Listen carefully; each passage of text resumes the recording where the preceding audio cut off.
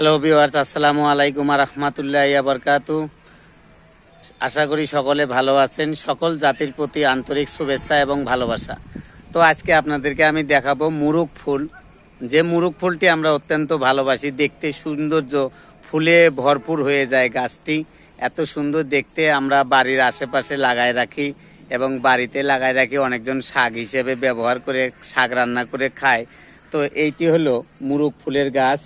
এর উপকারিতা সম্পর্কে আজকে আমি জানাবো না, অন্যদিন এটার উপকারিতা সম্পর্কে জানাবো এবং অন্যান্য ভিডিও এর জন্য আমি তৈরি করবে। ফুল, ফল, পাতা, বীজ এগুলোর জন্য কি কি রোগের কাজে লাগে তা আপনাদেরকে আমি দেখাবো। এইটি হলো মুরুক ফুলের গাছ। ফুলটি খুব সৌন্দর্য, দেখতে খুব ভালো লাগে। এখনো পর্যন্ত এইটি ফুল বড় হয়নি এবং পুরাট হয়নি, এর জন্য ছোটই দেখা যাচ্ছে। তো সুতরাং আমি আরেকটি ফুল দেখাবো আপনাদেরকে। এই যে দেখুন,